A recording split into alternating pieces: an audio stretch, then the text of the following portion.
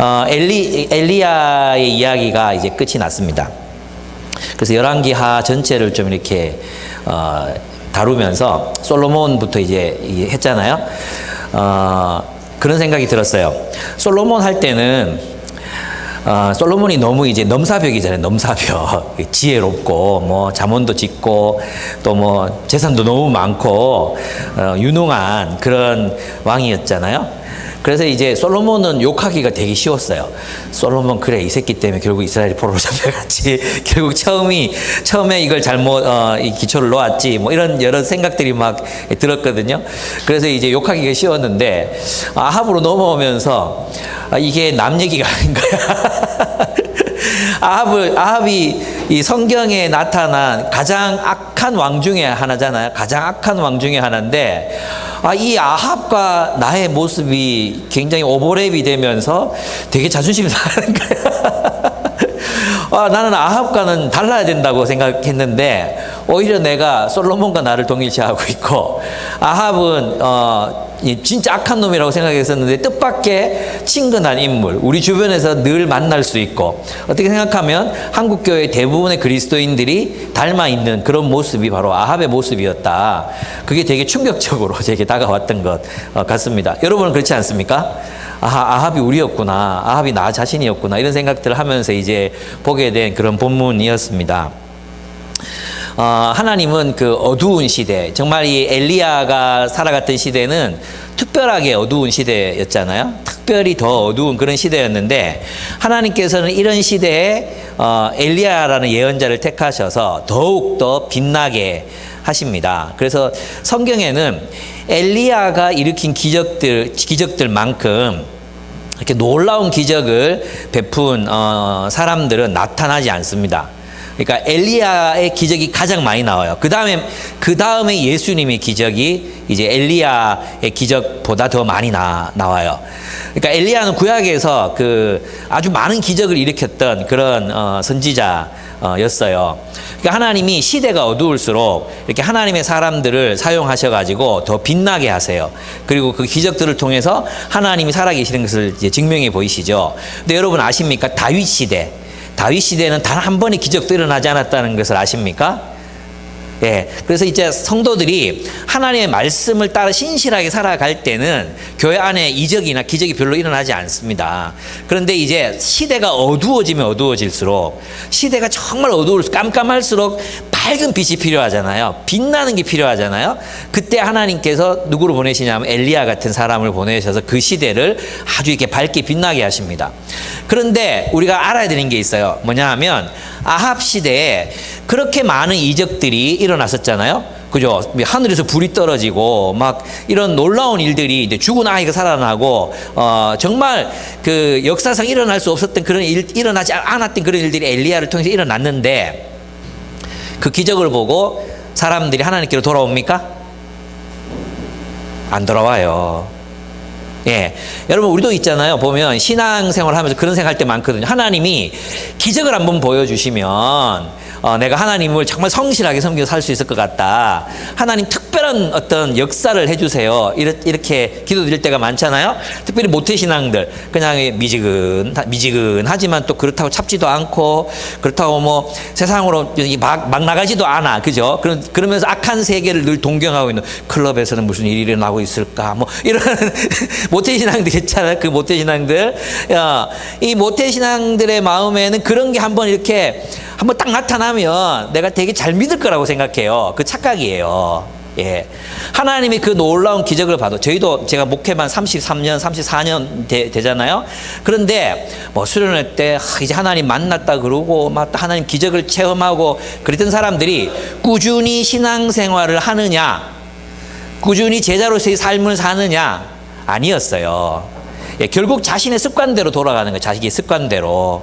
결국은 하나님 앞에서 꾸준한 우리의 신앙생활을 지켜주는 것은 어떤 그런 기적적인 하나님의 어떤 역사가 아니에요. 예수님 때도 마찬가지예요. 예수님이 그렇게 많은 기적을 보여주셨지만 바리새인들과 서기관들, 이스라엘 백성들의 마음이 돌아왔습니까?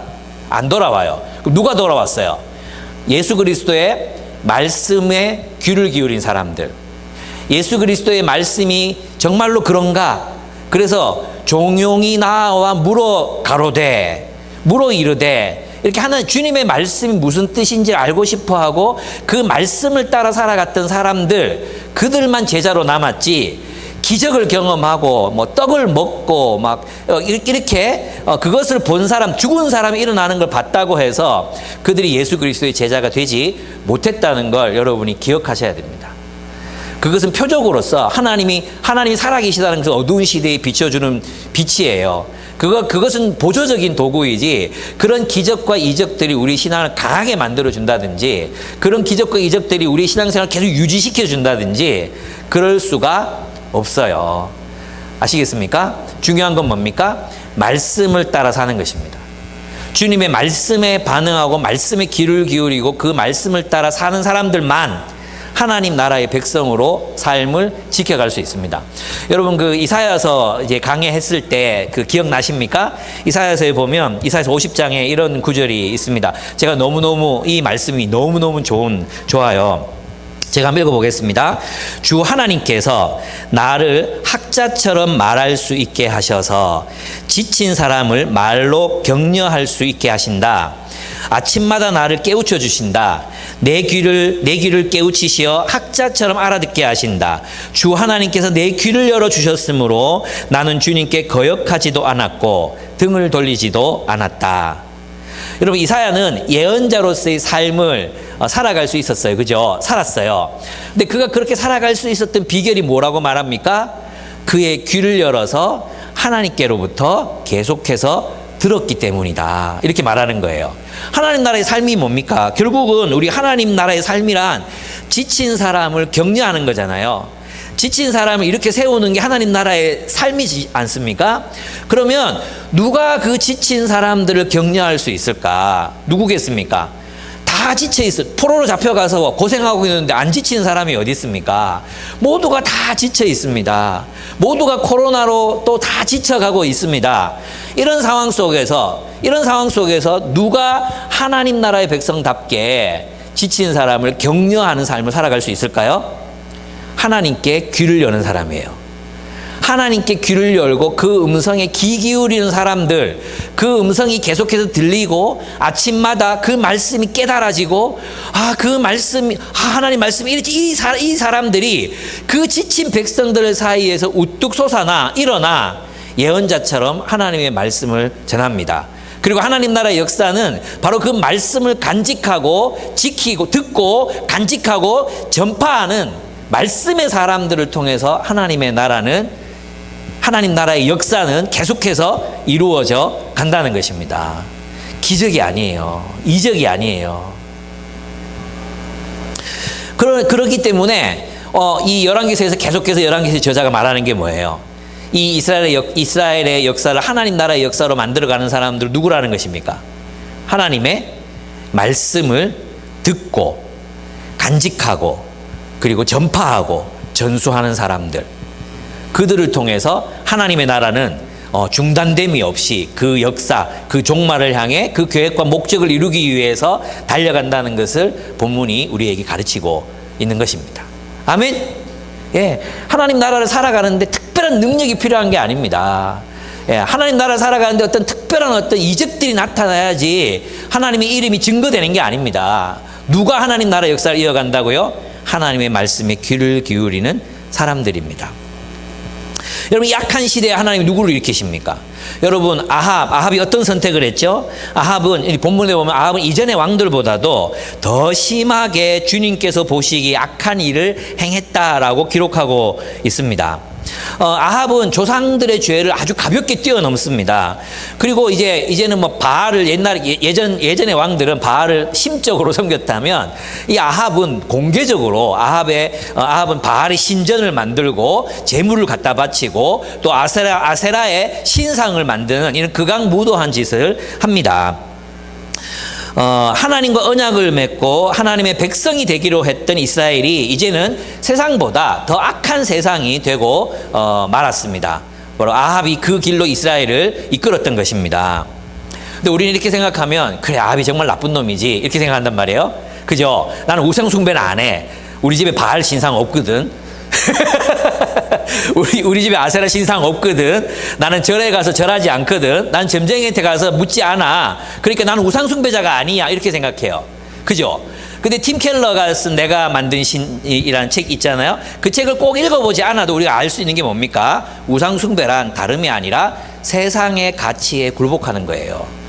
이 당시 사람들에게 이스라엘 백성들이 이제 바알을 이제 숭배하고 아세라를 찾는다는 것은 하나님 나라 백성의 라이프 스타일, 하나님 나라 백성의 삶을 버리고 세상적인 삶을 선택했다는 뜻에 불과한 거예요.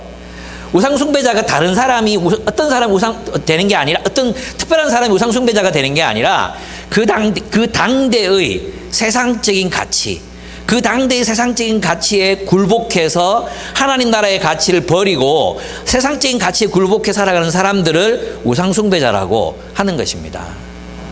그런 의미에서 보면 있잖아요. 아합이 내린 선택, 이세벨을 선택했잖아요. 이세벨을 왜 선택합니까?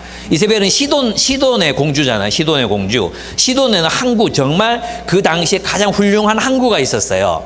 무역을 할 수 있는 거죠. 무역. 온 세계로 자신들과 교역할 수 있는 땅이 생기는 거예요. 아합이 내린 모든 결정들을 보면 그냥 하나님 나라의 가치를 가지고 결정을 내리는 게 아니라 무엇이 내게 이익이 되는가, 무엇이 돈이 되는가로 결정했어요. 무엇이 나를 더 부유하게 만들어줄 수 있는가, 무엇이 나를 더 부자로 만들어줄 수 있는가, 오직 그 한 가지 기준으로 결정하거든요. 굉장히 합리적인 선택을 해요. 근데 하나님은 그를 향해서 우상숭배자라고 말하는 것입니다. 이런 시대에 여러분이 하나님이라면 어떤 대안을 만드시겠습니까? 어떤 대안을 만드실 것 같아요? 예. 하나님이 가지셨던 대안은 뭐냐 하면 예언자를 보내는 거예요. 하나님의 말씀을 듣고 학자처럼 듣고, 이 학자는 곧 제자라 그랬죠. 많이 아는 사람이 아니라 하나님께 계속 배우는 사람, 제자, 배우는 사람이에요. 그 제자를 그 공동체에 보내는 것입니다. 이것이 하나님의 대안이에요. 하나님의 대안은 이스라엘을 부흥케 하는 게 아니에요. 오늘날로 말하면 교회를 막 부흥하게 하는 게 아니에요. 교회 숫자를 막 늘리는 게 아니에요. 우상숭배하는 사람들의 숫자만 자꾸 늘어날 뿐이에요. 우리 교회가 하나님의 말씀을 붙들지 않는다면 오직 어떤 사람들이 늘어납니까? 우상숭배자들만 늘어날 뿐이에요. 하나님의 대안은 뭐냐 하면 그들이 비록 소수라 할지라도 하나님의 말씀을 듣고 간직하고 전수하고 전파하기를 원하는 예언자적 그리스도인들, 그들을 대안으로 삼으신다는 것입니다. 우리가 하나님의 말씀을 붙들면 기쁨의 교회는 한국교회의 대안이 될 것입니다. 그러나 우리가 하나님의 말씀을 내어버린다면 어떻게 되겠습니까? 우리도 똑같이 하나님의 심판 아래 머물게 될 것입니다. 심판 아래 놓이게 될 것입니다. 이때 하나님은 예언자 엘리야를 보내셔서 아합에게 말씀하십니다. 내가 섬기는 주 이스라엘의 하나님께서 살아계심을 두고 맹세합니다. 내가 입을 열기까지 몇 해 동안은 비는커녕 이슬 한 방울도 내리지 않을 것입니다. 왜 이렇게 말씀하십니까? 하나님은 타락한 이스라엘의 왕과 그 백성들을 돌이키시려고 예언자를 보내십니다. 이 세상의 비와 폭풍우를 다스리는 분은 바알이 아니라, 아합이 선택했던 그 바알이 아니라, 세상 사람들이, 아니 또 타락한 그리스도인들이 선택하는 돈이 아니라, 자본이 아니라 하나님께서 온 우주와 이 세계를 다스리고 계시는 분이시다. 우리의 부와 빈곤과 우리의 운명과 우리의 삶을 결정하시는 분은 이 세상의 자본의 질서가 아니라 하나님이시다. 그것을 보여주시기 위해서 하나님이 엘리야를 통해서 그들에게 심판을 선포하십니다. 비가 내리지 않을 것이다. 예. 너희가 아무리 애쓰고 힘을 써도 너희는 너희 땅에는 비가 오지 않을 것이다. 비가 오지 않는 것을 보고 이 땅을 다스리는 분은 바로 하나님이시라는 걸 깨달아라 하는 거예요. 오늘날 우리가 얼마나 많이 부유해졌습니까? 오늘날 우리가 얼마나 많은 돈과 또 경제적인 풍요를 누리고 있습니까? 예. 그런데 우리는 여전히 가난합니다. 여전히 공허하고 여전히 외롭습니다. 그렇지 않습니까? 얼마나 더 많은 돈을 벌면 우리의 인생이 행복해지겠습니까? 아마 행복해지지 못할 겁니다. 왜요? 하나님 말씀을 버렸기 때문에요. 세상적인 가치를 따라 살면 그렇게 됩니다. 결국 여러분 그걸 믿으십니까? 우리의 삶의 평강, 샬롬, 정말로 우리가 원하는 풍성한 삶, 그것은 돈이 아니라, 돈을 많이 모아야 우리가 그렇게 행복해지는 게 아니라 하나님 안에 있을 때 우리의 삶이 행복해질 수 있다는 것을 믿으십니까? 주의 말씀과 계명을 따라 살아가게 될 때 하나님께서 우리가 살아가는 그 땅을 젖과 꿀이 흐르는 땅으로 변모시키신다는 것을 믿으십니까? 아멘? 예. 근데 우리는 삶이 고달파지면 말씀을 붙들지 않고 자꾸만 돈을 더 모으려고 합니다. 자꾸만 돈을 더 벌려고 해요. 돈을 더 벌어야 안정감이 내게 찾아오고 내 미래가 보장이 되고 이럴 거라고 생각합니다. 근데 있잖아요, 하나님께서 비 내리지만 하면 끝나는 거예요. 아십니까? 그렇게 많은 나는 자산을 모았다 해도 하나님께서 훅 날려버리시면 아무것도 아닌 거예요. 근데 여러분, 왜 하나님 붙들지 않습니까?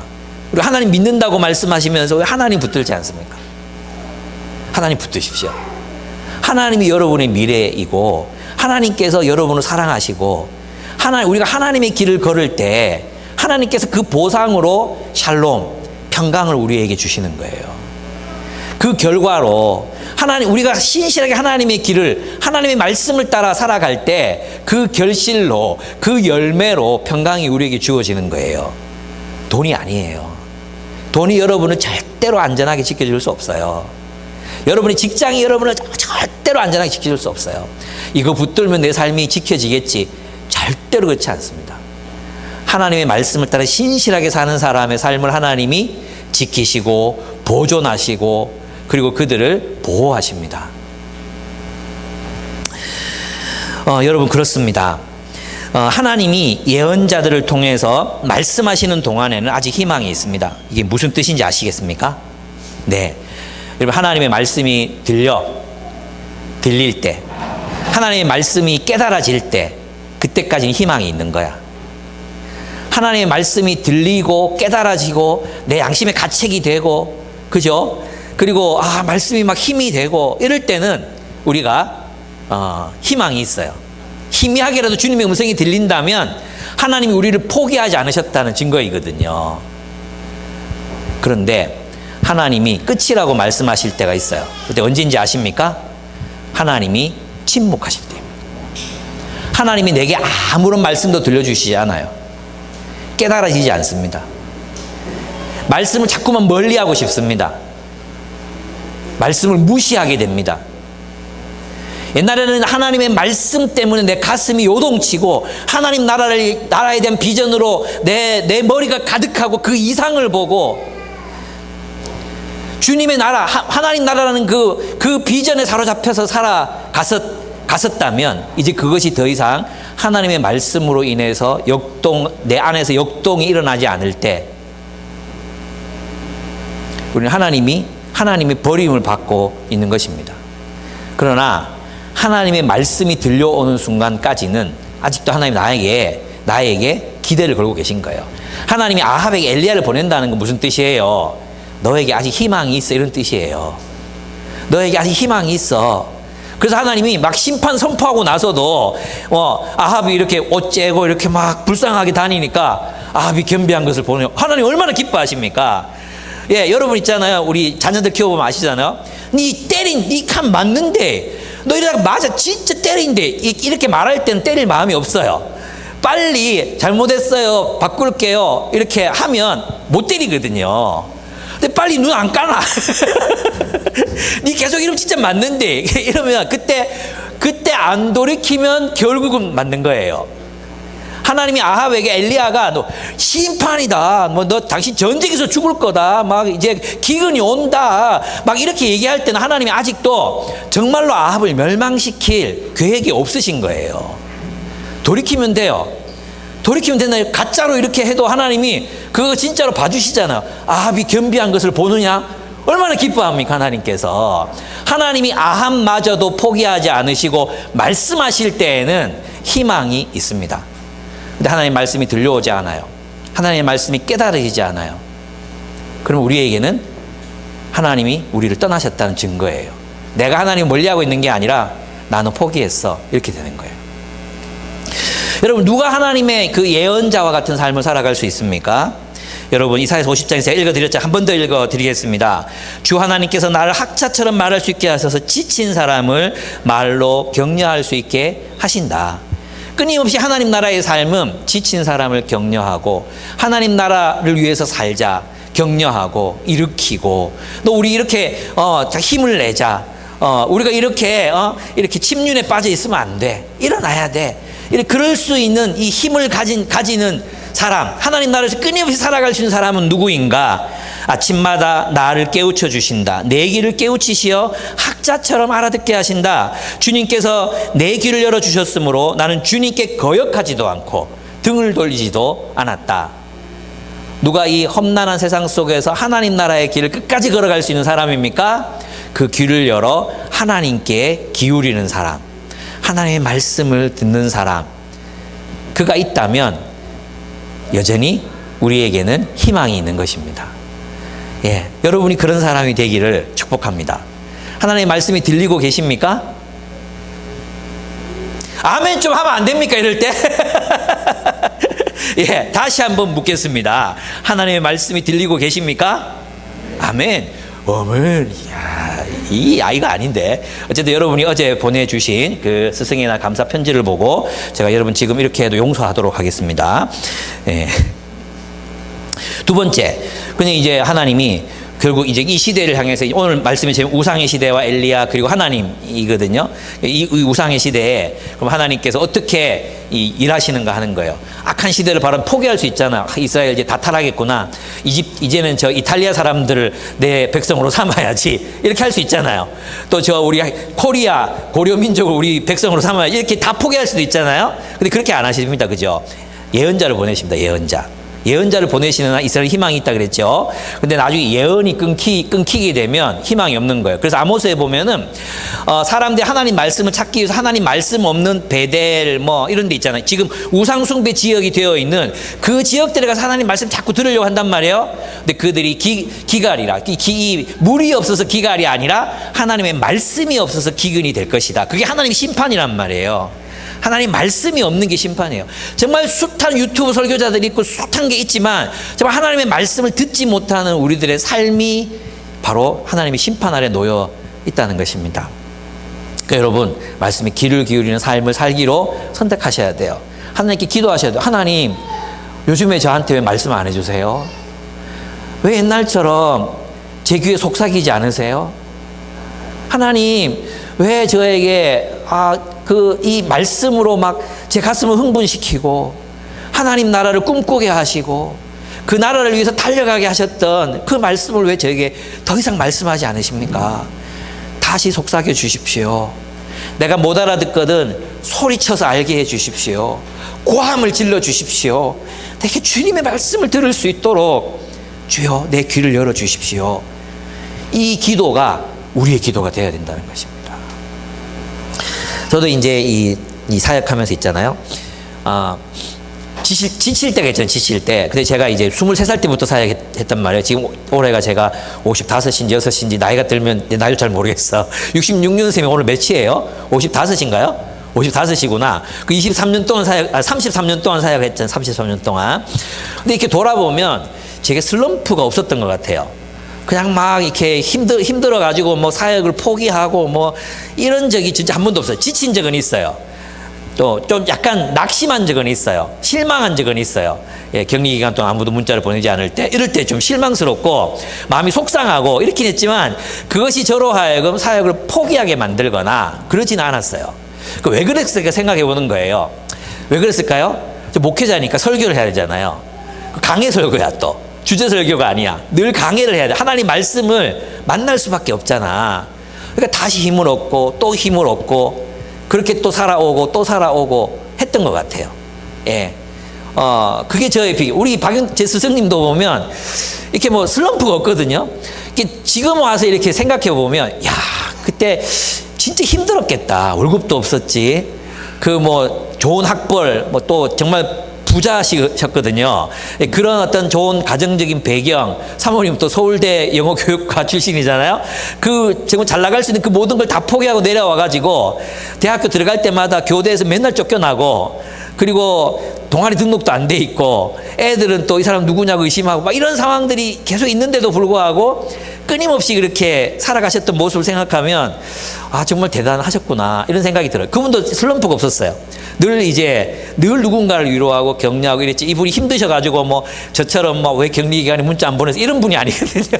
저는 그렇게 하지만 이분은 절대 그런 소리도 안 하거든요. 늘 이제 퍼주고 베풀고 또 말씀으로 사람도 일으키고 늘 그렇게 사셨어요. 그 비결이 뭘까? 하나님의 말씀에 있는 거죠. 그 말씀이 우리를 감동할 때는 그 내 귀에 하나님이 계속해서 말씀을 들려주시면 힘내서 살 수 있어요. 그러니까 있잖아요. 우리가 주님의 나라를 위해서 살 수 없는 이유는 가난하기 때문도 아니고 내 삶의 상황이 힘들어서도 아니에요. 포로로 잡혀갖고 다 힘들어요. 다 어려워요. 다 어려운 상황이에요. 누가 하나님 나라 역사를 그러면 만들어갈 수 있는가? 하나님의 말씀에 귀를 기울이는 사람만이 그렇게 살 수 있다는 것입니다. 이걸 기억하셔야 돼요. 여러분의 조건이 좋아진다고 여러분의 뭐 스트레스가 해소된다고 또 여러분 주변 상황이 달라지면 그게 될 것 같습니까? 저는 여러분 만나면서 느끼는 게 뭐냐 하면 어떻게 30년 전이나 지금이랑 똑같나? 어떻게 이 대학교 때 고민하던 걸 지금도 고민하고 있어. 예? 놀랍더라고. 이렇게 변하지 않을 수가 있는가? 야, 신실하다. 사람들이 늘 빠지는 함정에 계속 빠지고 있고 늘 그때 고민했던 거 똑같이 고민하고 있고 왜 그럴까요? 말씀에 뭘 안 해? 믿음을 결합지 아니함이라. 말씀을 읽고 나누는데 그 말씀을 믿음으로 받아들이지 않으니까 변화가 없는 거잖아요. 이제 좀 그만 똑같은 소리 하고 싶지 않습니까? 말씀 나눌 때 맨날 똑같은 고민을 지겹지 않습니까? 지금 20년이 넘었는데 지겹지 않습니까? 생각해봐. 여러분이 나중에 대학교 1, 2학년 때 하나님 처음 만났을 때 뭐 큐티 노트 이런 거 있을 거 아니에요. 버렸습니까? 예, 그거 한번 다 찾아봐. 지금이야 그때라. 낮은 자존감 문제 가진 사람 지금도 똑같이 낮은 자존감의 문제. 또 사람들하고 내가 이 사람들하고 잘 어울릴 수 이런 대인관계 문제 가졌던 사람들 여전히 대인관계 문제를 고민하고 있고 지겹잖아요. 벗어나야 되지 않겠습니까? 네? 정말 하나님 말씀을 연구하고 묵상하고 그것에 믿음을 결합시키십시오. 그 말씀 따라 살아보십시오. 그것을 여러분의 것으로 삼으십시오. 그러면 하나님 나라를 살아낼 수 있습니다. 예. 우리라고 경제적으로 풍요해서 여러분을 섬겼겠습니까? 늘 목사님과 사모님은 늘 충만하신 분이니까 그랬겠습니까? 여러분의 리더들이나 숲지기들이 뭐 날 때부터 초인이고 철인이어서 그렇게 살았겠습니까? 그렇지 않습니다. 하나님 말씀이 있었기 때문입니다. 저 요즘에 이제 조이 비전 스쿨 있잖아요. 조이 비전 스쿨. 너무 좋거든요. 이 조이 비전 스쿨로 바꾸고 나서 많은 홈스쿨 하시는 이제 목회자 자녀들 또 뭐 집에서 이제 잘 가르침 받은 아이들이 이렇게 와요. 오는데 애들이 너무 좋은 거예요. 애들 자질이 너무 괜찮아요. 너무 괜찮아가지고 저도 이제 올라가면 제가 데이케어 센터 하고 이럴 때는 애들한테 인사 받아본 적이 없거든요. 그래서 공집사님이 애들 머리 잡아가지고 야 목사님도 인사해라고 이렇게 막 꾸그려줘야 겨우 인사하고 이랬던 애들이었거든요. 내가 4층에 올라가면 목사님 우리 교회 교인들도 아니야 심지어. 그래서 애들이 목사님 그러면서 막 인사하고 막 안녕하셨어요 하고 애들이 너무 좋은 거예요. 자기들끼리 지내는데도 우리 교인들이랑 이렇게 다 있으니까 교인들 자녀 있으니까 너무 행복해 하는 거예요. 그러면서 누가 생각나느냐면 혜미가 생각이 났어. 혜미가 진짜 어려운 시절에 이게 지금 2명에도 어려운데 이 사람들 숫자보다 더 많을 때 진짜 말하는데 일당 한 1000 애들이 2-3명 있었거든요. 그 내가 해도 애들이 막 내 마음에 분노를 막 일으켜. 내 마음에 분노를 일으켜가지고 소리를 지를 수밖에 없는데 그 기간 어떻게 버텼을까 생각해 보면 혜미 아니 진짜 대단하다고 생각한다. 어떻게 그렇게 살았을까? 매일매일 하나님의 말씀이 혜미를 붙들었다고 생각해요. 그거 아니었으면 그렇게 살 수 없었을 거라는 생각하거든요. 예, 우리 모두 마찬가지입니다. 있잖아요. 제가 지금 말씀드리고 싶은 게 뭐냐 하면 환경이나 상황이 아니라는 것입니다. 그게 나아진다고 내가 리더를 할 수 있고 진짜 한번 생각해 보자. 여러분 돈 많이 벌면 리더 할래요? 여러분 시간 많아지면 여러분 하나님 뭐 섬길래요? 네버. 없는 중에 섬기는 거고, 그 힘은 하나님 말씀으로부터 오는 거지 우리의 환경으로부터 나오는 게 절대 아니라는 것입니다. 절대 아닙니다. 이제 이 엘리야가 큰일 났잖아요. 아합에게 이제 심판을 선포했으니까 너 때문에 비가 안 올 거다 이렇게 얘기했잖아요. 그럼 이제 생명의 위협을 받게 됐어요. 그래서 하나님이 어떻게 하시죠? 엘리야를 숨기십니다. 그리 시냇가로 가라. 보호하십니다. 그리고 누가 먹여 살립니까? 까마귀가 고기와 빵을 물어다 나릅니다. 엘리야는 하나님의 뜻대로 살다가 생존의 위협을 받습니다. 여러분, 하나님의 뜻대로 사는 삶은 위험한 삶입니다. 왜냐하면 하나님의 뜻에 순종한다는 것은 곧 왕의 명령에 불복한다는 뜻입니다. 하나님의 명령에 순명한다는 것은 곧 세상의 흐름에 거슬러 간다는 것을 의미합니다. 늘 그런 건 아니에요. 하나님의 명령과 세상의 어떤 왕의 명령이 일치할 때도 있어요. 그러나 대부분의 경우에는 우리가 저항하고 맞서야 되는 경우들이 많습니다. 그리고 생존의 위협을 받죠. 우리가 하나님의 뜻대로 우리 일상을 살아왔다면 우리 인생은 뭔가 힘들었어야 해요. 순탄하지 않습니다. 순탄할 수가 없어요. 왜? 그래서 이것은 권력의 싸움이거든요. 내가 하나님의 정치, 하나님의 통치 아래 있을 것인가, 세상의 통치 아래 보호받기를 선택할 것인가, 이 결단이거든요. 여러분 어디를 선택하셨어요? 하나님 선택했잖아요. 하나님에 따르면 우리는 위협을 받게 됩니다. 생존의 위협. 누가 지켜주십니까? 세상이 아니라 하나님이 지켜주십니다. 까마귀가 지켜줍니다. 까마귀가. 심지어 까마귀가 우리를 돌봅니다. 사람의 눈에는 생존이 불가능해 보이는 선택입니다. 그리 시냇가로 가라. 내가 너를 살려주겠다. 그리 시냇가로 갑니다. 거기에서 까마귀를 통해 먹고 삽니다. 생존이 불가능해 보이는 그런 땅이라 할지라도 하나님은 하나님의 방법으로 그들을 살게 하십니다. 이걸 믿음으로 하나님의 뜻을 순종해 사는 삶이 바로 순종의 삶이에요. 그게 그리스도인의 삶이에요. 계산해보면 답 안 나와요. 계산해보면 이게 답이 아니에요. 절대 답이 될 수 없어요.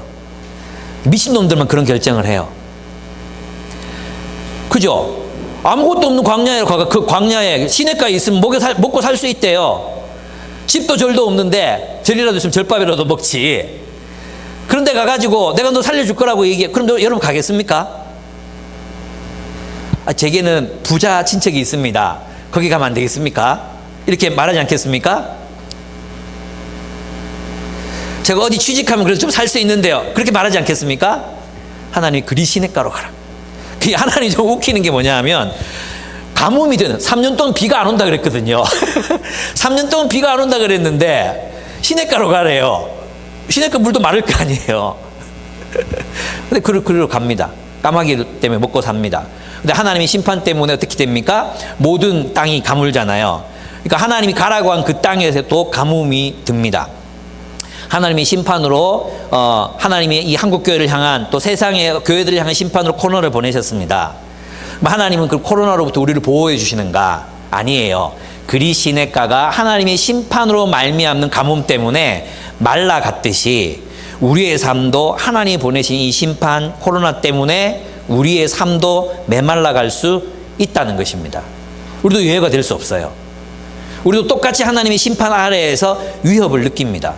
마태복음에서도 똑같이 모든 그 땅 예루살렘을 살던 모든 그리스도인들도 똑같은 로마의 친구 디도 장군의 그 침공 그 위협을 받아야 했습니다. 근데 하나님 어떤 길을 여셨습니까? 피할 길을 내셨어요. 피할 길을 내셨단 말이에요. 피할 길. 똑같아요. 하나님께서 그리 시냇가에 살던 엘리야를 향해서 뭐라고 말씀하십니까? 사르밧에 있는 사르밧으로 가라. 내가 거기 한 과부에게 말해놨다.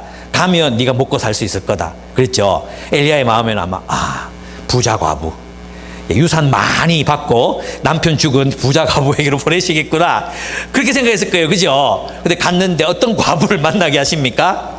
한 끼 먹고 죽으려고 하는 과부. 지질이 가난한, 현실적으로 생각하면 정말 그 사람한테 의지하면 안 되는 그런 과부에게로 하나님이 보내십니다.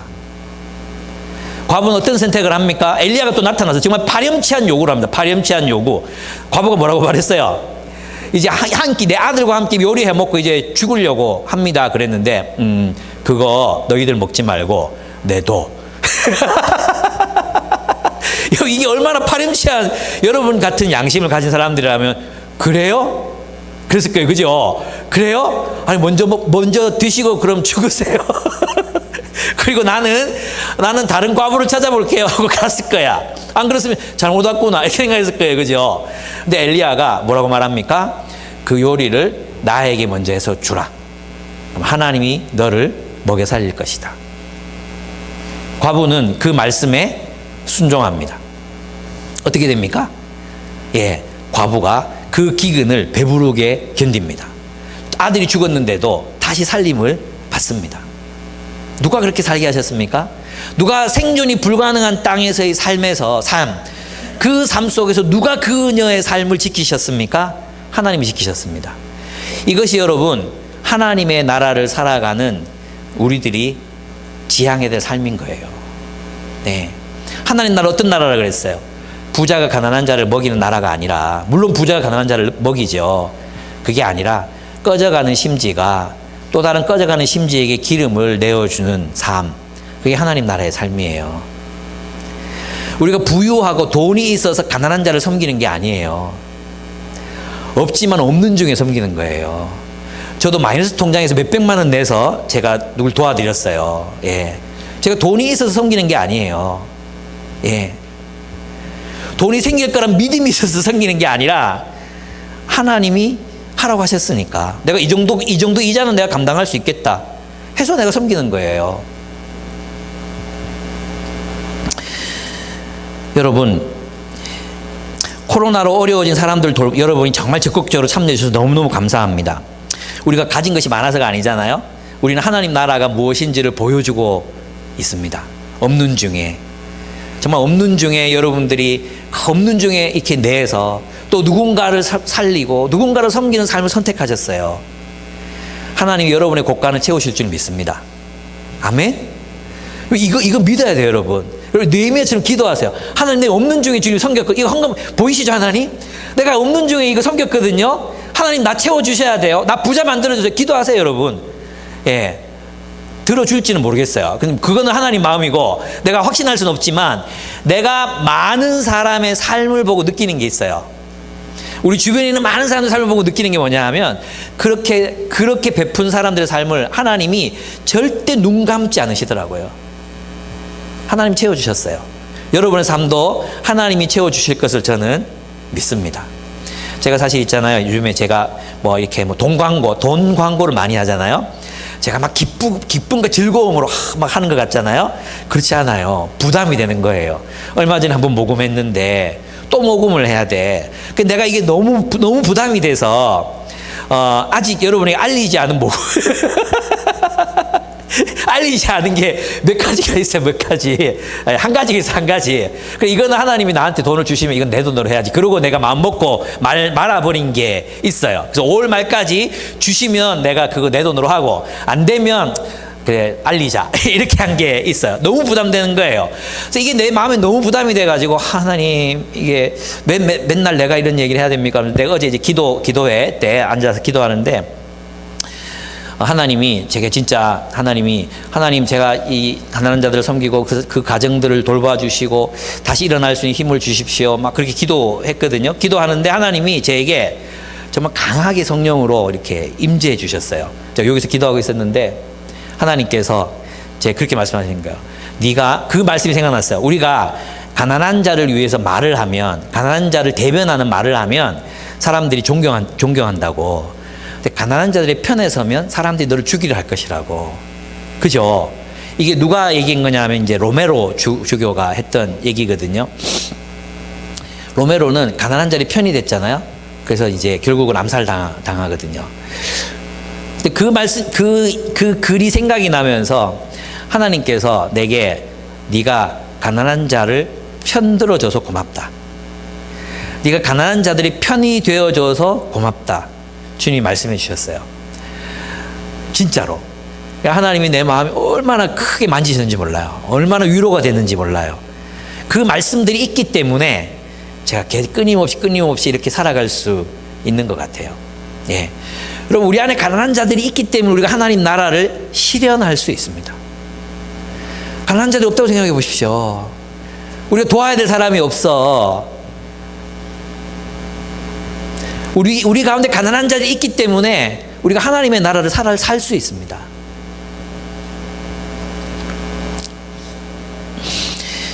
그렇습니다. 데살로니가 교회들이 지극히 가난한 중에 더 가난한 교회를 위해서 헌금했습니다. 예. 우리도 그렇게 살아야 합니다. 이 과부의 모습은 있잖아요. 먼저 그 나라와 그 의를 구하는 것이 무엇인가를 보여줍니다. 먼저 그 나라와 그 의를 구한다는 게 뭔가, 그걸 보여줍니다. 하나님의 뜻을 순종한다는 게 뭔가, 그것을 이 가난한 과부가 보여주는 거예요. 여러분 같으면 그거 하나님의 뜻이라고 내어놓을 수 있겠습니까? 심지어 이 사르밧의 과부는 이방인인데, 이스라엘 백성도 아닌데, 그러니까 이 과부의 모습을 통해서 우리는 뭘 보는가 하면, 참 하나님 백성들도 못하는 걸 이방 사람이 하잖아요. 그럼 너희도 그렇게 살면 되겠냐, 이렇게 보여주는 거죠. 이스라엘 백성들에게, 야, 니들은 하나님 백성이잖아. 그게 포로로 잡혀와 있는데 너 자기 것만, 인생 고달프다고 자기 것만 챙기고 그래 살면 되겠어? 돌봐야지. 그래도 우리가 여유 있을 때 돌봐야지. 아니, 여유가 없어도 돌봐야지. 그런 얘기 하고 싶은 거예요. 여러분, 우리가 하나님의 뜻을 먼저 행할 때 하나님께서 우리의 삶을 채워주십니다.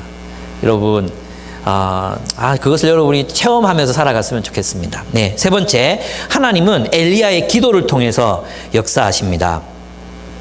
하나님은 이스라엘 백성들이 가뭄을 통해서, 하나님 보내신 그 가뭄을 통해서 바알이 비와 바람을 가져다 주는 신이 아니라 여호와 하나님 당신만이 비와 바람과 온 세계를 통치하시는 하나님이심을 깨닫기를 바라셨습니다.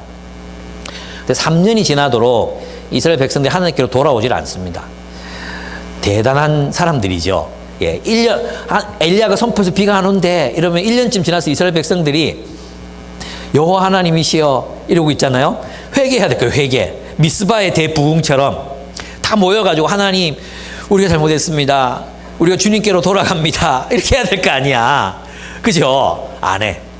3년이나 안 해. 3년 동안이나 안 해. 얼마나 완악한지를 보여주는 거예요. 근데 하나님이 이럴 때는 하나님이 항상 지시는 거예요. 하나님은 그들이 멸망할까 두려웠어요. 그죠? 그래서 이제 이 심판을 푸는 거예요. 하나님께서 엘리야에게 아합에게 가라. 그리고 가서 전해라. 비가 올 거라고 전해라. 이렇게 말씀을 하세요. 그러니까 이제 엘리야가 또 가는 거죠. 가다가 누구를 만납니까? 오바댜를 만나. 오바댜. 국내 대신 오바댜를 만납니다. 이 오바댜는 정말 경건한 사람이었어요. 그죠? 평신도 리더로서의 모델이에요. 그는 자기가 삶을 살아가면서 하나님의 백성들을, 하나님의 예언자들을 100명이나 보호해서 지켰어요. 이세벨이 그 하나님의 예언자들을 막 학살하고 있을 때 100명이나 50명씩 따로 동굴에 숨기고 먹을 것과 마실 것을 제공했어요. 그리고 목숨을 걸고 한 일이었잖아요. 이것만 해도 얼마나 대단한 일입니까? 그런데 하나님께 뭘 요구하십니까? 아합에게 가서 나를 만났다고 말하고 내가 있는 곳에 그를 데리고 와라. 이 얘기를 하라는 거야. 이제 엘리야와 내통하고 있었다는 걸 보고하라는 거야.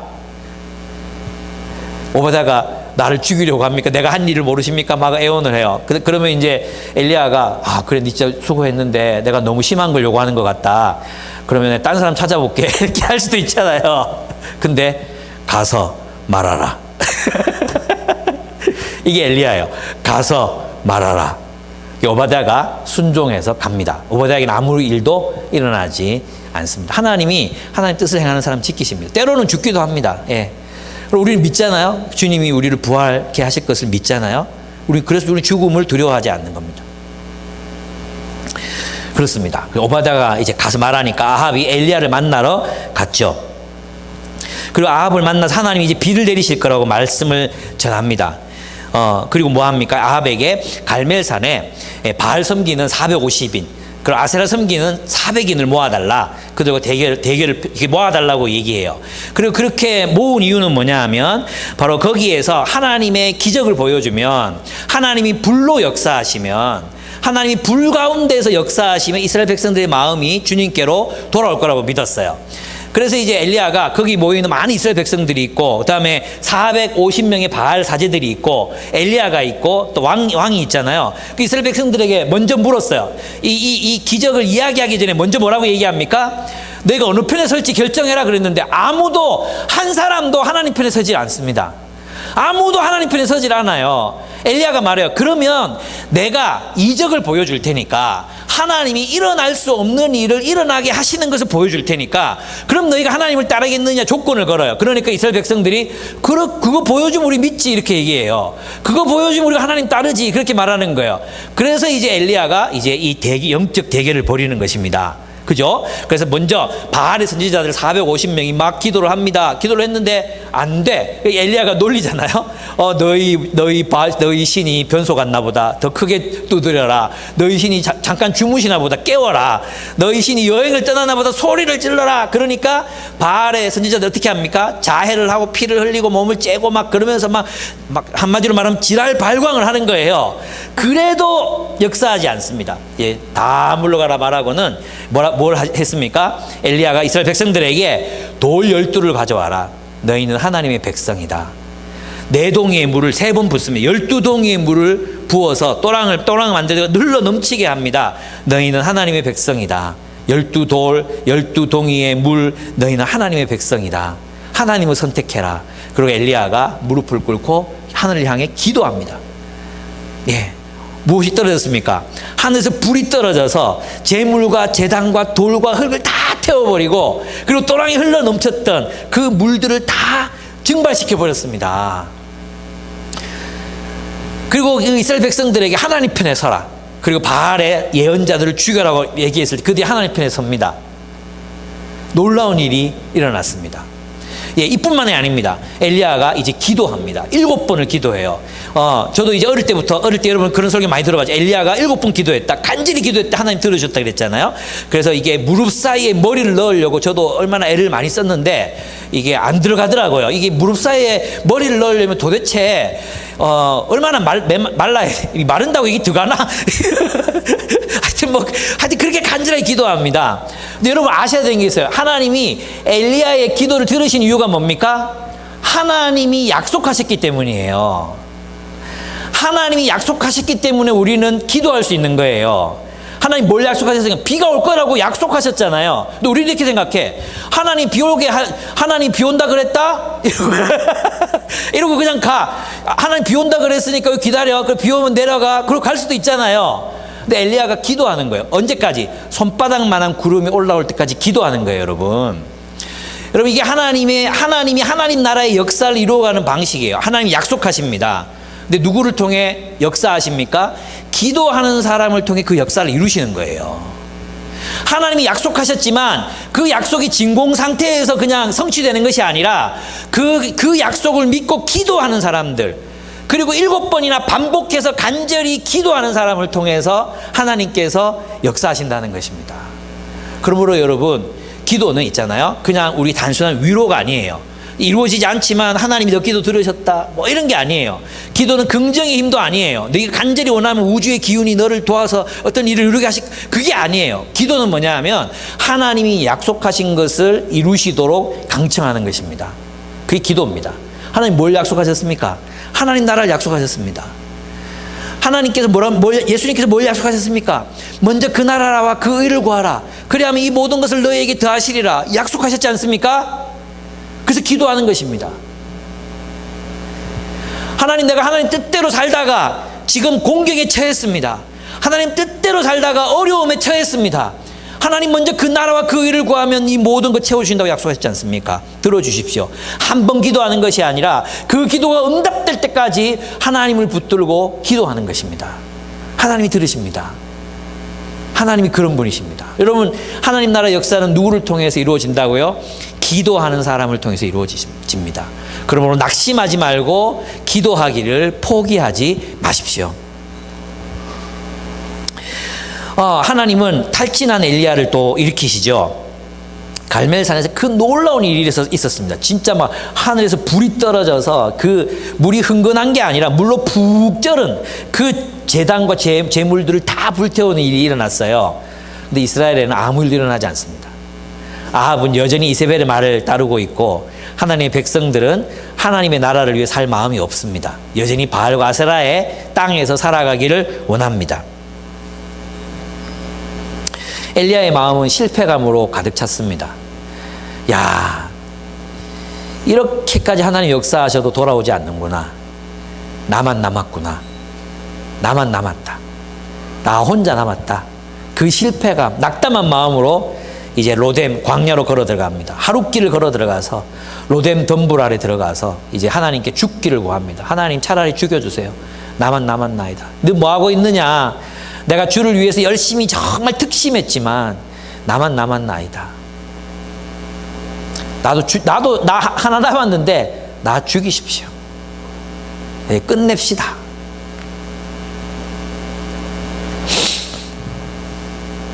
그때 하나님은 낙심한 당신의 종에게 천사를 보내십니다.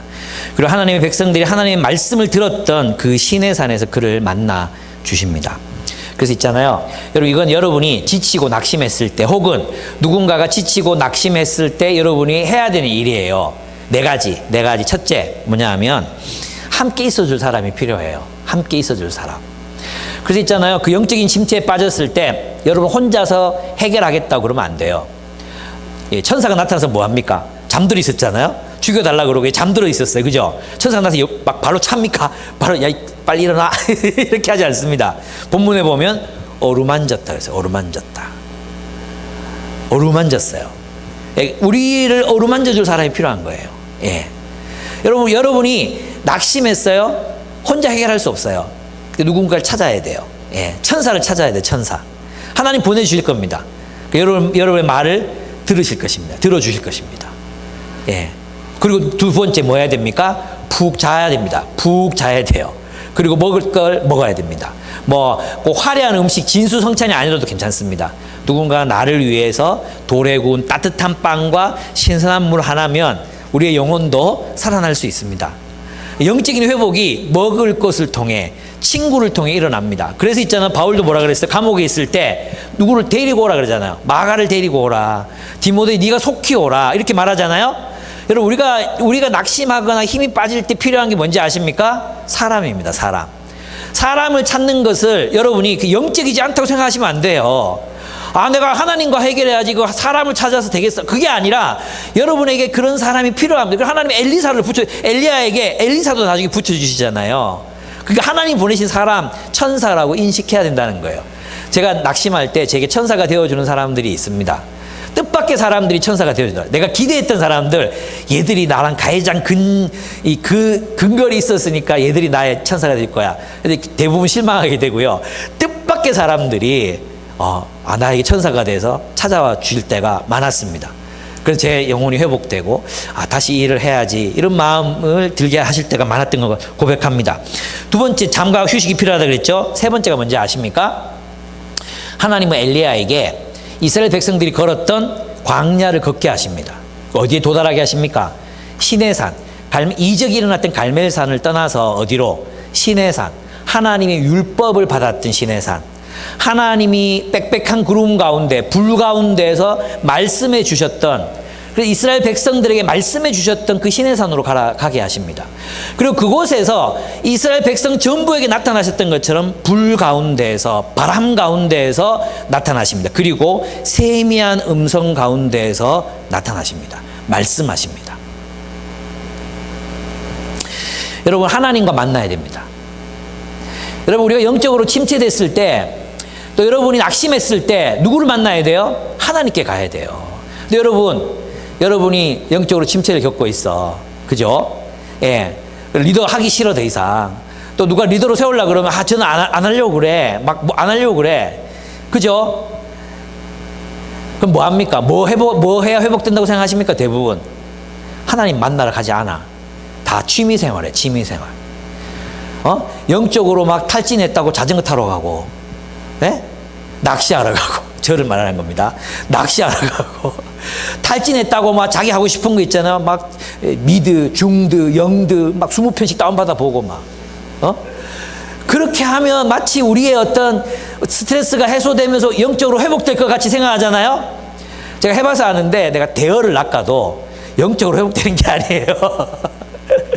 자전거 막 20km씩 실어보세요. 그런다고 여러분 영적으로 회복되나? 어디로 가야 됩니까? 하나님 만나러 가야 돼요. 하나님 말씀 들어야 돼요. 하나님 말씀. 그 말씀이 우리를 회복시키는 거예요. 시내산에서 하나님을 만나셔야 됩니다. 왜 여러분 자꾸 아합의 길을 걸으려고 하십니까? 하나님을 찾으세요.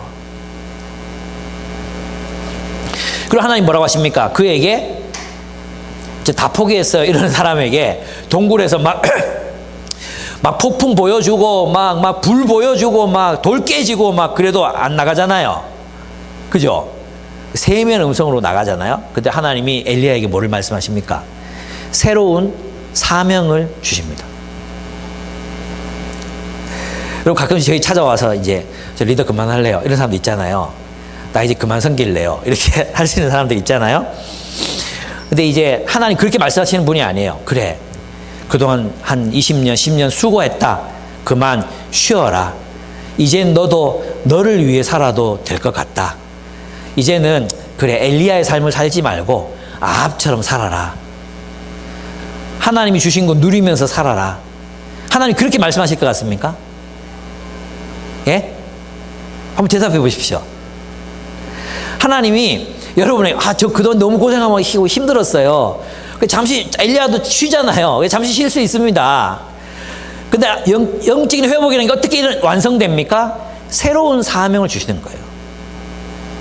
하나님 그에게 뭐라고 말씀하십니까? 일어나라.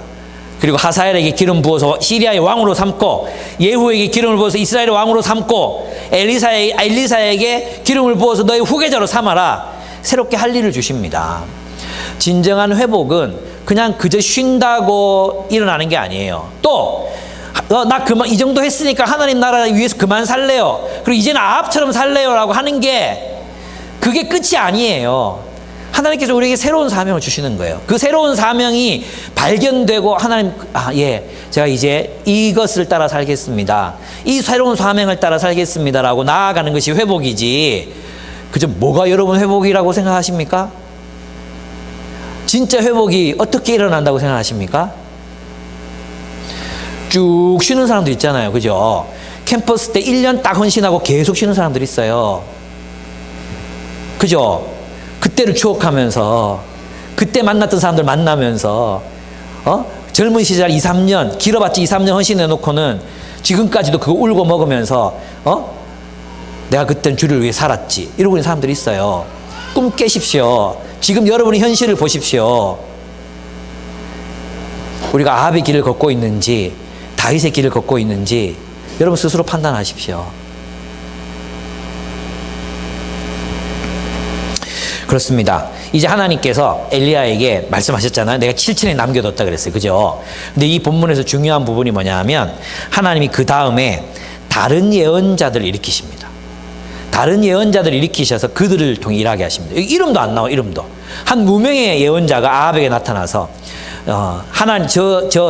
벤 하닷이 하나님의 이름을 모욕했으니까 전쟁하라. 그리고 너는 이길 것이다. 이런 방법으로 싸우면 승리할 것이다. 예언자가 아합에게 말을 합니다. 그리고 아합은 희한하게 그때 하나님 말씀을 듣습니다. 2번이나 하나님 말씀을 들어요. 그런데 하나님이 아합이 하시기를 원하지 않았던 일을 행합니다. 또 이익에 따라서 그 벤하닷의 말을 듣고 그만 그를 살려둡니다. 하나님의 이름을 모욕한 전쟁이었기 때문에 하나님이 심판을 해야 되는 건데 하지 않습니다. 마치 사울처럼 벤하닷을 살려줍니다. 이익이 됐으니까요. 이익이 되니까 살려줬어요. 어떻게 됩니까? 나중에 벤하닷은 결국 자신의 약속을 어기고 아합을 죽음으로 내모는 왕이 됩니다. 아합은 결국 그 전쟁에서 죽고 맙니다. 미가의 예언대로 그의 피를 개들이 핥고 창녀들이 그 피에 목욕을 합니다. 이스라엘의 역사는 이 무명의 예언자들을 통해서 지켜집니다. 결국 이스라엘 역사는 하나님의 말씀을 듣고 지키며 선포하는 예언자들을 통해서 지켜졌습니다. 교회도 마찬가지입니다. 여러분, 그 독일의 기독교가 막 무너져 내릴 때 하나님이 스페너라는 사람, 여러분 교과서에서 배웠죠? 스페너라는 사람을 일으키십니다. 그리고 프랑케와 함께 그가 슈페너와 프랑크가 뭘 세웁니까? 독일의 할레 대학을 세웁니다. 할레 대학. 그 할레 대학을 세웠는데 그 할레 대학이 무엇을 했냐 하면 겨자씨 성경 공부 모임을 만듭니다. 이 겨자씨 성경 공부 모임은 우리가 지금 하고 있는 PBS 모임이에요. 이 성경을 읽고 거기서 질문을 나누고 그리고 그 해답들을 같이 찾아가는 그런 작은 성경 공부 모임이었어요. 근데 이 작은 성경 공부 모임이 독일 전체의 개혁을 불러일으킵니다. 그래서 이 모임에서 나중에 진젠도르프라는 위대한 선교사가 나타납니다. 또 학생운동가이기도 했어요. 이 진젠도르프의 삶을 보고 요한 웨슬레가 회심을 합니다. 그리고 웨슬레가 그 죽음의 위협 속에서 두려워하지 않는 그들을 바라보면서 웨슬레가 나중에 하나님을 만나고 영국에서 부흥운동을 일으킵니다. 그리고 이 독일에서 이 스페너의 영향을 받은, 이 성경 공부의 영향을 받은 사람들이 중에 한 사람이 구출라프 선교사라고 아시죠? 국사 시간에 배웠죠? 구출라프가 한국으로 선교를 하러 옵니다. 이들을 통해서 경건주의 운동이 일어나는데 이들이 했던 일은 뭐냐 하면 이 세상에 복음을 전하고 성경을 가르치고 성경을 공부하고 그리고 과원을 세우고 그래서 과부의 집, 과의 집 이런 집들을 세워서 그 과부들을 돌보고 또 과들을 돌보는 일들을 그들이 시작합니다. 이 부흥운동이 시작되는 거죠. 여러분, 이 세상의 모든 부흥운동의 배후에는 하나님의 말씀을 연구한 성경 공부가 있었어요. 성경 연구하는 운동이 있었어요. 종교개혁은 어떻게 일어났습니까? 종교개혁은 성경 공부의 산물이었어요. 여러분, 이때 당시 루터가 독일어로 성경을 번역하는데 그 인쇄술이 인쇄술 때문에 온 독일 사람들이 성경을 스스로 연구할 수 있게 된 거예요. 그 이전에는 성경을 성직자들만 라틴어로 읽을 수 있었잖아요. 그런데 그 성경이 이제는 모든 독일인들이 독일 말로 된 성경을 스스로 읽게 됐어요. 질문하게 됐고요. 바로 평신도들의 손에 성경이 들어가면서 종교개혁이 일어난 거예요. 그럼 한국에는 어땠습니까? 한국에는 사경회가 있어요. 사경회. 한국에는 선교사들이 들어오기 이전부터 이미 양반들이 모여서 성경을 마치 사서삼경이 읽듯이 성경을 읽었어요. 성경을 연구하고 묵상했다니까요. 그래서 그들이 이런 노비 제도 이거 철폐해야 된다고 자신들의 노비를 해방시키는 일들이 천주교에서 먼저 일어나기 시작했었어요. 사경회, 평양 대부흥이 어떻게 일어났습니까? 평양에서 선교사들이 모여서 성경을 가르쳐요. 하루에 8시간씩 10시간씩 성경을 가르쳐요. 근데 거기에 부산에 있는 성도들이 부산, 대구, 영남, 전라도 이런 데 있는 사람들이 애기 들쳐업고 식량을 마련해서 그때 여행이 얼마나 무서운 길이었습니까? 그 길을 헤쳐서 평양까지 올라갑니다. 평양까지. 가서 말씀 듣고 또 그 말씀이 원하는 대로 살고 그 말씀대로 못 살아서 자기가 띠먹은 임금, 자기가 또 빌리고 안 갚은 거 이런 것들을 다 갚고 다니고 내가 그때 이거 거짓말했어요 고백하고 그래서 평양에서 대부흥운동이 일어납니다. 여러분, 이적이 일어나고 무슨 기도 찬양 집회가 막 뜨거워지고 이런 것이 부흥운동이 아니었어요. 부흥운동의 핵심은 무엇이 있었습니까? 모든 부흥운동에는 하나님의 말씀을 연구하는 평신도들의 자발적인 운동이 있었다는 것입니다. 이게 있으면 교회가 소망이 있습니다. 여러분, 하나님이 누구를 통해서 이 땅에 희망을 남기십니까? 누가 이 땅의 희망입니까? 하나님의 말씀을 사랑하고 지키고 전수하고 살아내고 전파하는 사람들, 즉 예언자적인 제자들을 통해서 하나님이 그 자신의 역사를 일으켜 가십니다. 수가 중요한 게 아닙니다. 숫자가 중요한 게 아니에요. 여러분, 이 코로나가 한국 교회를 향한 심판이라고 여러분 생각해 보시면 하나님 뭘 원하시는 것 같습니까? 여러분, 교회의 명예가 예수 믿는 사람들 그럼 이제 치를 떠는 시대가 됐어요. 그죠? 그건 언론이 그랬다. 여러 가지 이유를 들 수 있어요. 다 들을 수 있어요. 저는 근데 그게 하나님이 하셨다고 생각해요. 이 상태가 계속 지속되면 어떻게 되겠습니까? 교회를 통해서 이익을 받던 사람들, 그들은 다 교회를 떠날 거예요. 교회를 통해서 자신의 지위가 향상되고 교회를 통해서 인간관계든 공동체든 모든 유익을 누렸던 사람들, 교회 때문에 자신의 경제적인 이익에 도움이 됐던 사람들, 사회적인 이익이 됐던 사람들, 이런 사람들은 다 교회를 떠날 것입니다. 여러분, 이 코로나가 우리에게 가르쳐 주는 게 뭡니까? 또 엘리야의 시대가 우리들에게 가르쳐 주는 게 뭡니까? 하나님이 이 상태로 이스라엘을 부강하게 하시고 막 솔로몬 때처럼 영광스럽게 하시고 그렇게 한다고 이스라엘이 회복되는 게 아니라 예언자 7,000명을 남기시고 시대를 거슬러 올라가게 하시고 말씀 따라 목숨 걸고 살아가는 사람들이 있을 때 이스라엘이 하나님의 백성으로 살아남을 수 있었던 것입니다. 그래서 여러분, 소그룹에서 기준을 낮추지 마십시오. 숫자가 중요한 게 아니에요. 한 사람 붙들어 놓으려고 여러분의 기준을 낮추시지 마십시오. 하나님의 말씀을 끊임없이 연구하고 묵상하게 해야 합니다. 우리 모두가 그렇게 살아야 됩니다. 그럴 때 우리 기쁨의 교회가 한국 교회의 희망이 될 수 있습니다. 이런 하나님 말씀 붙들고 살아가는 수많은 작은 교회들과 또 큰 교회에서 지금 고군분투하며 살아가는 사람들. 제가 얼마 전에도 있잖아요. 큰 교회에 있다가 큰 교회 몇 군데 다니다가 이제 우리 교회로 이제 최종 온 바울산지 한 형제를 만났어요. 대화하는데 기초가 하나도 없는 거예요. 모태신앙인데. 여러분, 숫자가 중요한 게 아닙니다. 있잖아요. 여러분, 기준을 높이셔야 됩니다.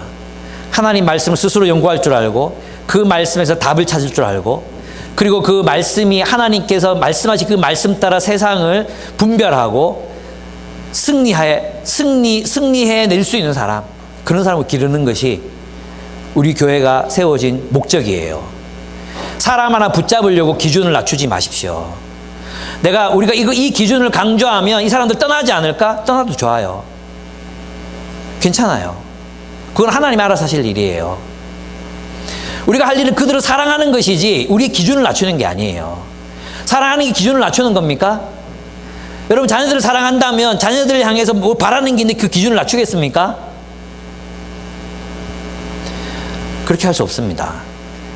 하나님께서 우리에게 맡기신 사명에 충실하게 살아가야 합니다.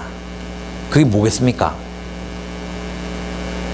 예언자들, 제자들, 주님의 말씀을 날마다 깨닫고 그 말씀 따라 지친 사람들을 격려할 줄 아는 사람들, 그런 사람들의 모임이 교회입니다. 제 생각에 코로나는 계속 지속될 것 같습니다. 왜냐하면 이제 하나님의 심판이 정말로 교회로부터 시작되고 있다는 느낌이 듭니다. 하나님께서 이제 정말 쭉정이들을 밖으로 내보내실 것입니다. 교회 때문에 뭐라도 덕을 받던 사람들, 그래서 이제는 교회 생활이 자신들에게 이익이 되지 않는다고 느끼는 사람들이 교회를 다 떠나야 될 것입니다. 그리고 정말로 하나님 말씀 붙들고 살아가는 사람들만 남을 것입니다. 그런 날이 오기를 기도합시다. 하나님께. 하나님, 이제 진짜들을 데리고 한번 정말 교회를 한번 세워갔으면 좋겠습니다. 하나님이 한국교회 진짜들만 남게 해주십시오. 정말 주님의 말씀을 사랑하는 사람들만 남게 해주십시오. 주님의 이름 때문에 그게 정치적인 이익이 됐든 경제적인 이익이 됐든 그런 이익 때문에 남았던 사람들을 다 떠나보내 주십시오. 어쩌면 지금 하나님께서 우리에게 요청하시는 것이 그런 것일지도 모릅니다. 그렇습니다. 이제 마지막으로 하나님이 예언자들을 존중하시는 모습을 봅니다. 결국 이게 뭡니까? 여러분 있잖아요. 그 50부장하고 50인들 막 왕이 보냈잖아요. 내려오라고. 어명이요, 내려오시오. 그랬잖아요. 그죠? 근데 하나님 뭘 보내셨습니까? 우리는 이 엘리야가 보냈다고 생각해요. 엘리야가 무슨 초능력자도 아니고, 뭐, 손에서 불 나가는 뭐 있죠. 그런 무슨 만화 같은 주인공도 아니에요. 하나님이 하신 거예요. 그죠? 엘리사, 대머리야 꺼져라. 너희 같은 예언자는 이 베델 땅에 발붙일 수 없다. 어디 하나님 여호와의 예언자가 이 베델 땅에 와가지고 예언을 한단 말이냐. 이 대머리야 꺼져라. 대머리 분들에게 죄송합니다. 예, 대머리에 대한 얘기 아니라 그랬죠. 그 예언자에 대한 얘기라 그랬죠. 그죠? 그래서 이제 쫓아냈어요. 하나님께서 심판하시죠. 그들 다 죽여버립니다. 그죠? 84명을 죽여버립니다. 100명을 불살라버립니다. 우리는 하나님 어떻게 그러실 수 있어요? 하나님 그러실 수 있어요. 왜? 하나님이 하나님의 말씀을 간직하고 지키고 살아가는 사람을 그만큼 사랑하시거든요. 하나님 보실 때 이런 거예요. 어명이요, 그 산꼭지 내려오시오. 말하는 사람에게 하나님이 화가 난 거예요. 하나님이 화가 나셨다니까요. 어디 이 새끼가 감히 내가 사랑하는 예언자에게 내려오라 말한 명령을 하고 있어. 지가 올라가야지. 불살라 버리십니다. 어디 하나님 말씀을 전하는 사람에게 대머리야 꺼져라는 모욕적인 말을 해.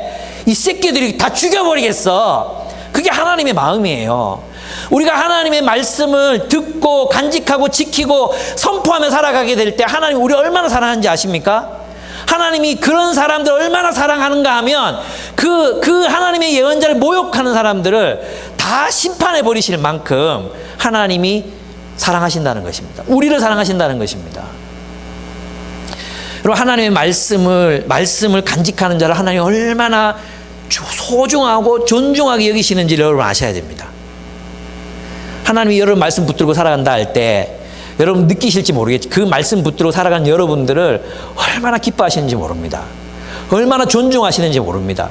그래서 하나님이 있잖아요. 여러분들에게 뭔가 하나님 믿는다고 모욕하고 이런 사람들 내버려 두시지 않습니다.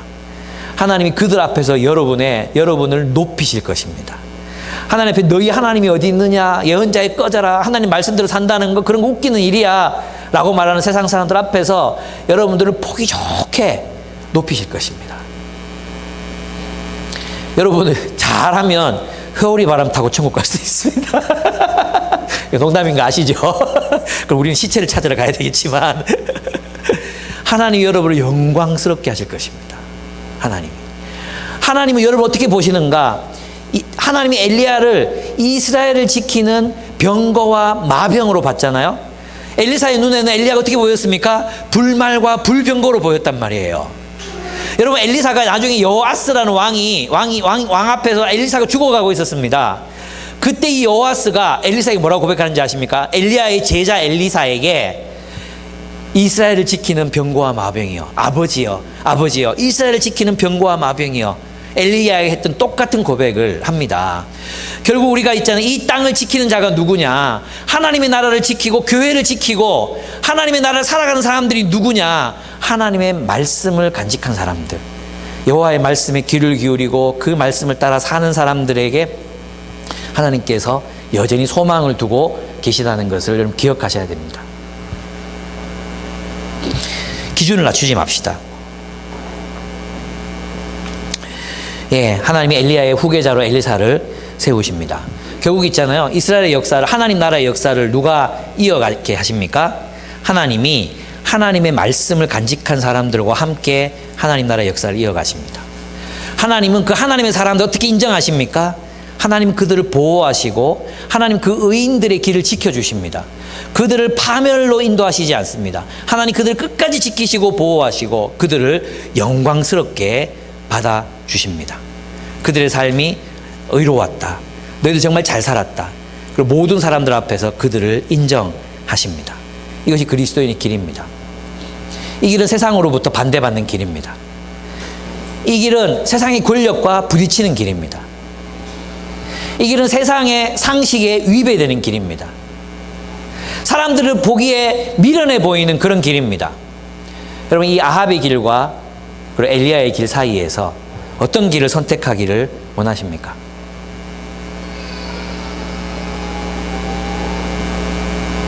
우리 함께 기도하겠습니다. 1분 정도만 간절히 기도했으면 좋겠습니다.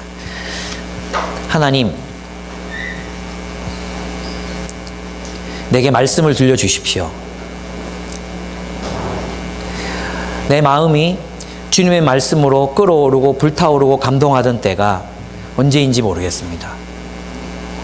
말씀이 더 이상 들리지 않습니다. 말씀을 연구해도 이 말씀이 나를 흥분시키지 않습니다. 이 말씀이 내게 위로가 되지 않습니다. 하나님, 간구하오니 나의 귀에 다시 속삭여 주십시오. 다시 주님의 음성을 내 귓전에 들려주십시오. 내가 알아듣지 못하거든 고함 치시서라도, 고함을 질러서라도 내가 그 말씀을 듣게 해주십시오. 내 영혼이 회복되기를 원합니다. 주의 말씀을 따라 살게 해주십시오. 말씀이 들리게 해주십시오. 함께 기도하기를 원합니다. 기도하시겠습니다. 하나님